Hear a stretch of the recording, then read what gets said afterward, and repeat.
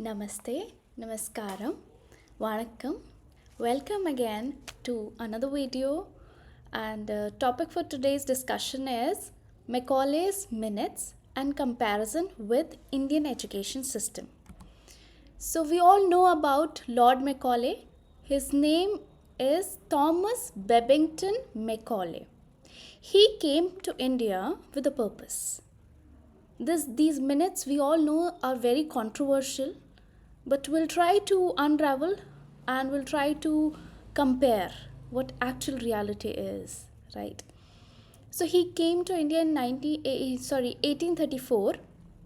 Why? As a law member of Executive Council. During this time period, the Governor General of India was William Bentinck. He actually claimed a law member of Executive Council and he selected Lord Macaulay. So he was welcomed to India. Lord Macaulay explored the whole of India, and during his journey, he came out with a purpose. In 1835, he documented his minutes and gave that documentation to William Bentinck, and then there was a Bentinck's proclamation.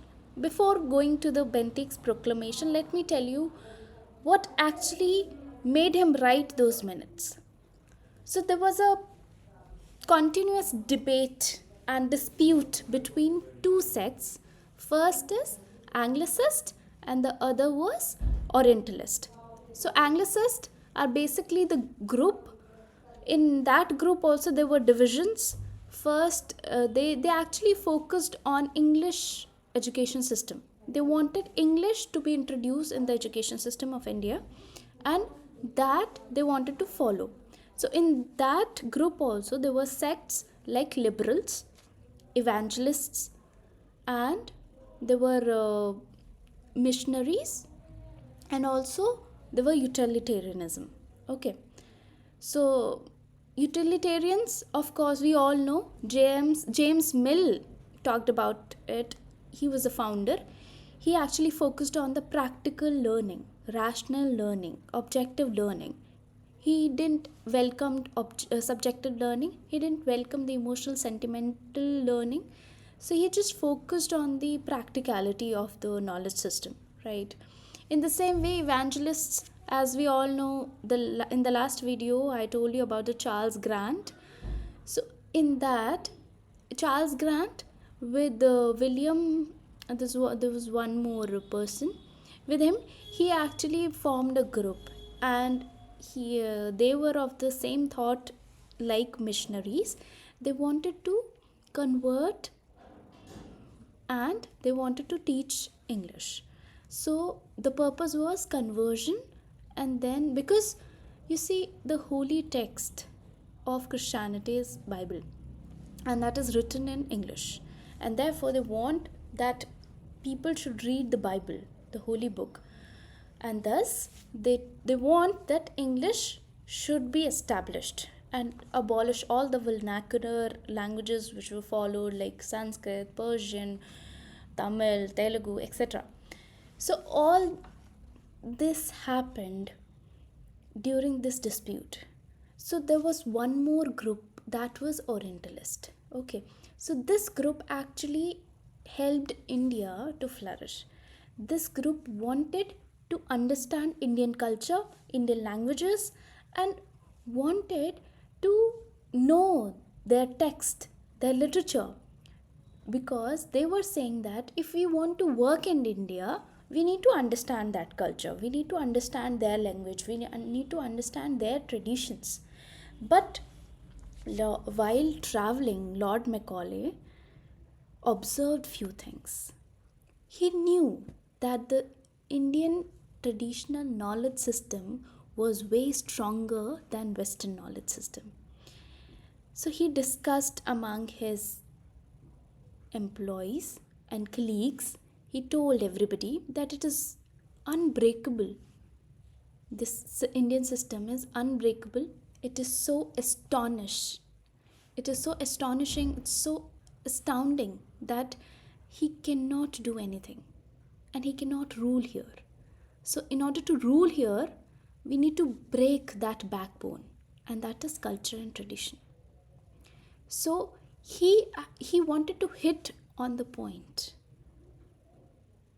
So, he came out with these minutes in which he abolished all the Oriental learning policies and stopped the funding of Oriental learning. Like there were colleges like Fort William College, which was established by Lord Wellesley, or we can say William Wellesley, who was Governor General of India during 1800.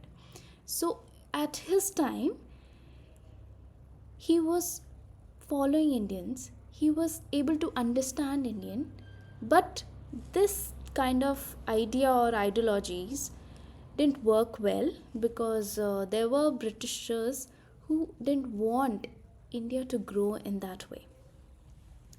They want to create slaves. They wanted to create interpreters for themselves. So because there should be a translators, they wanted to educate Indians in English, and therefore so that they can have a lot of employees who can work for them, right? There were Indians who were included in the group of evangelists, plus there were Britishers who were included in the group of Orientalists. Okay, so in the both of the groups there were Indians included, there were Britishers included.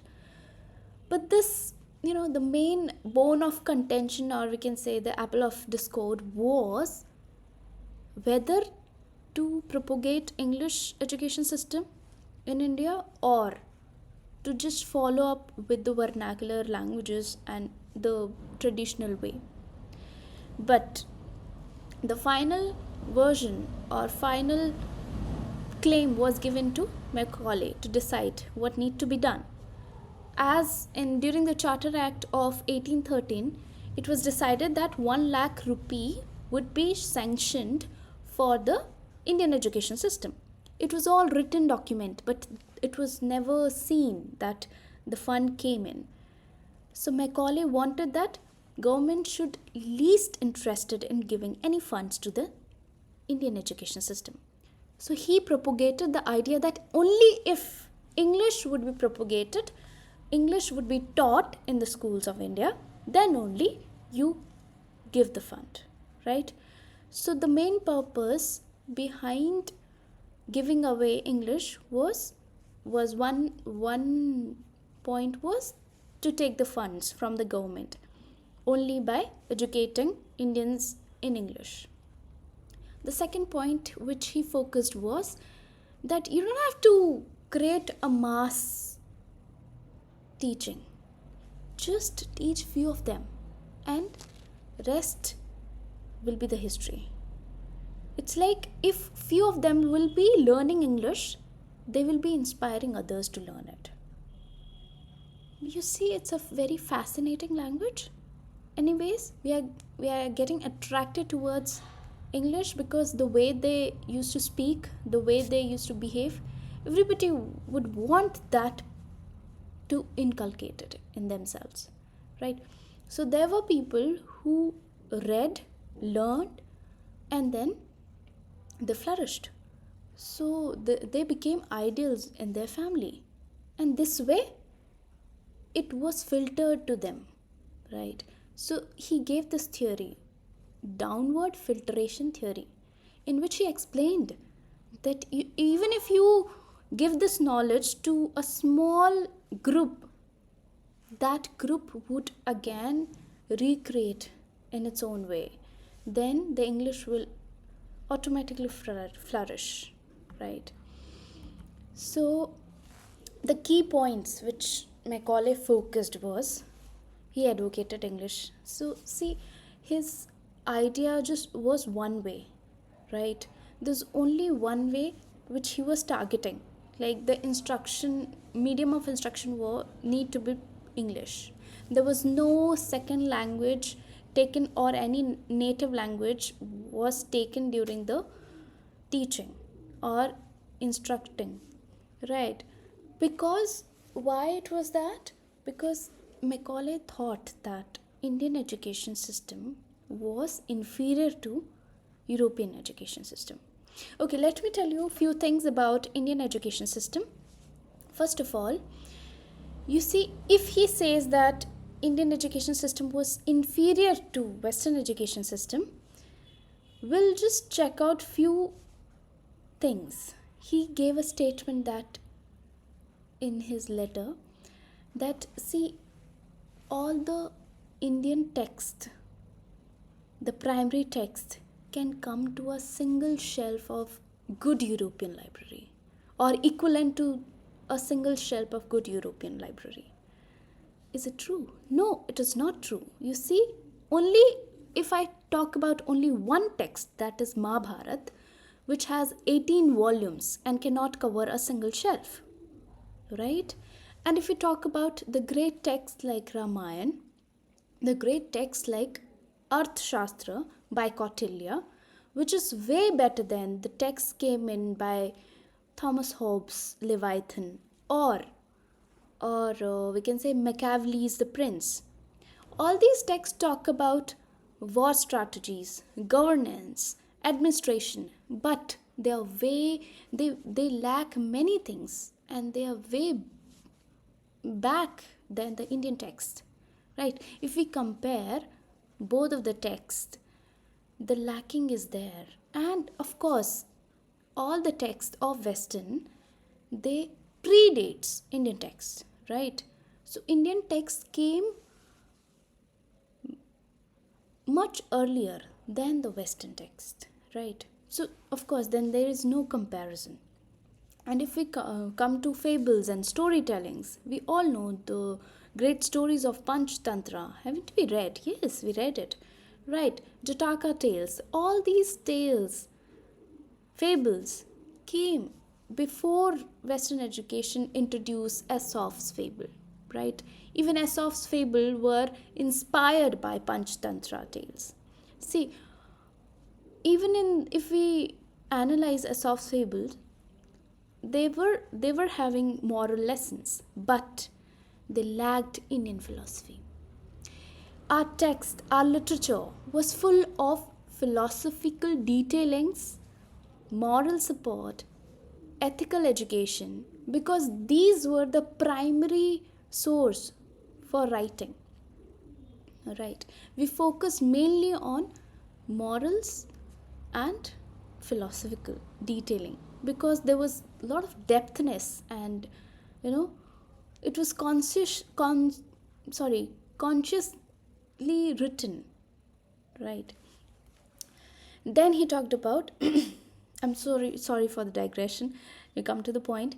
Then he talked about creation of class intermediaries. Okay, he focused on educating Indians to assess British governance, right? So there were different motives behind educating Indians in English, right?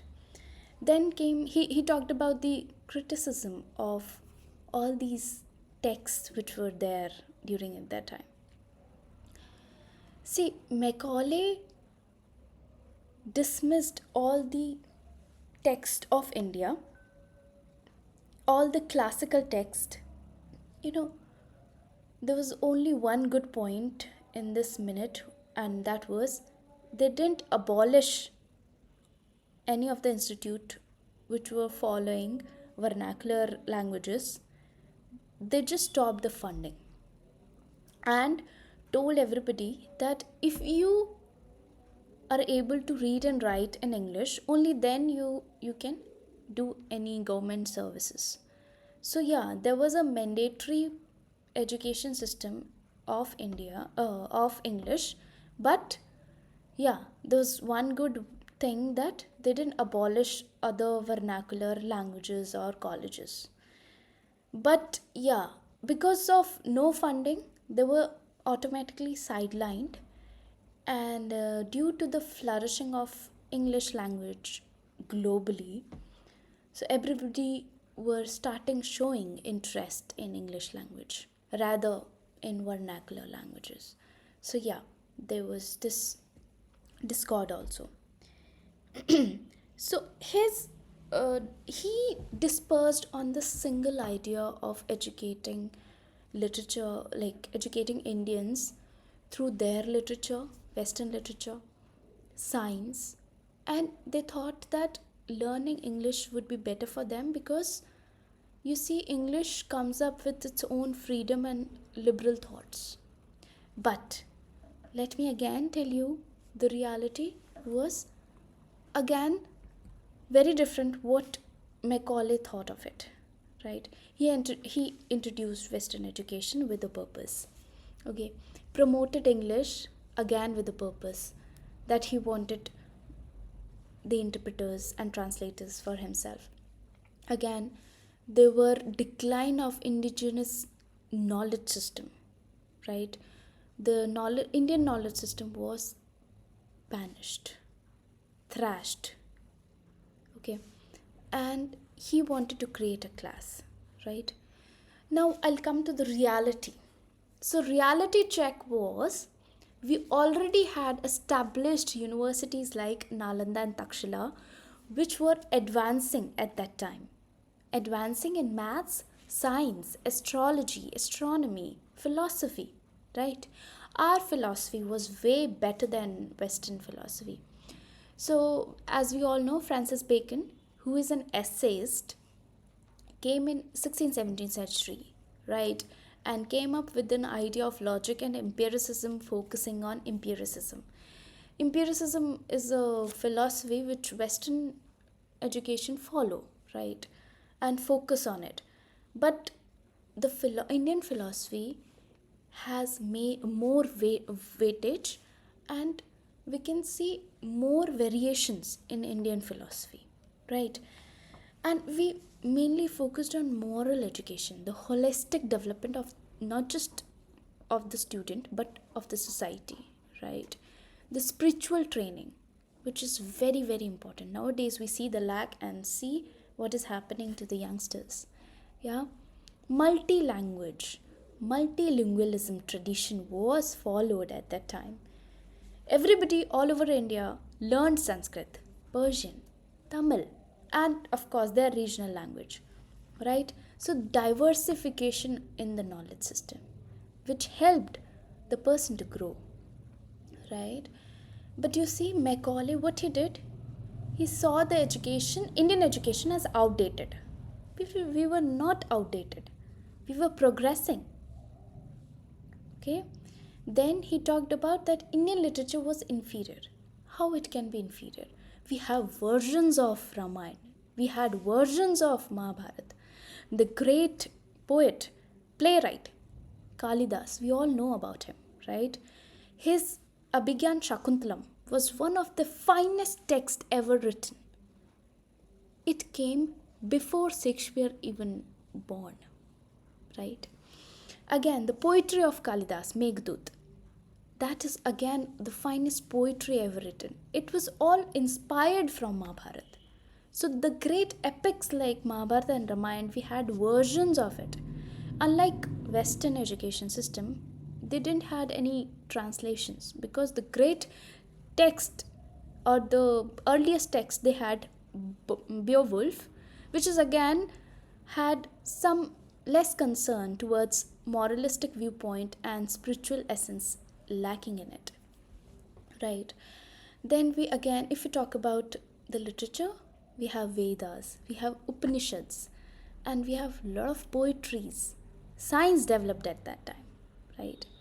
Again, Macaulay advocated only English, but we had the vernacularity, we had the multilingual concerns, right?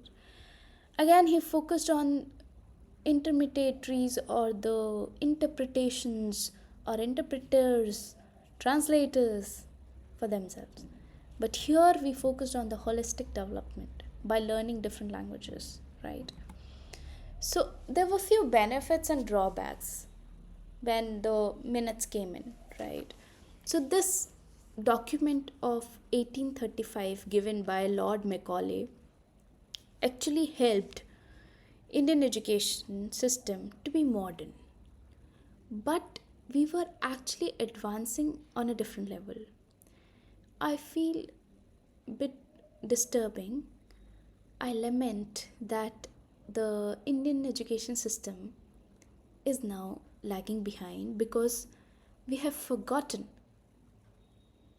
Pathshala, the open air learning system, the madrasas, the gurukuls, which had an education system logically built up for children, right?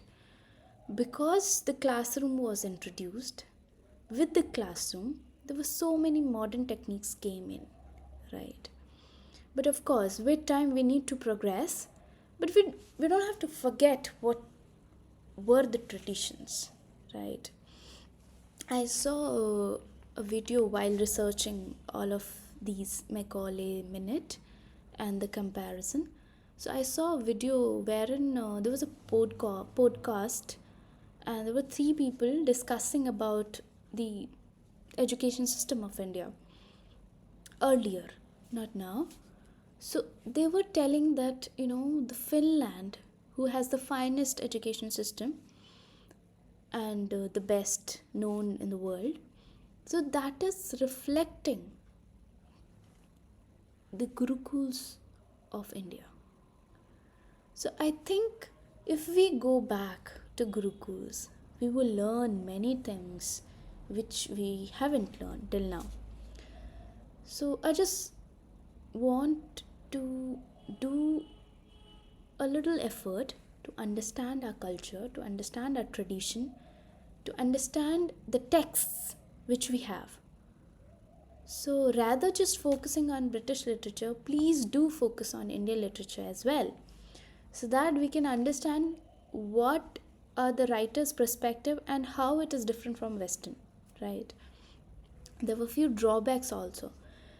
Because of Lord Macaulay, as my mentor says, we all are the grandchildren of Lord Macaulay, because we are so much into westernization of the education system. And even in my shelf I see that there are less of Indian literature and there's hell lot of British literature, because I have been reading a lot of books, and the practical portion is less. I mean, the Indian literature is less in my shelf, and I feel bad about it. Yeah, so we just all need to change this ideology that we lack somewhere. No, we don't lack. And just last part of this PPT, I would like to tell you that Indian literature has deep, diverse heritage that predates British literature by 1,000 years. Wow. Yeah, it is.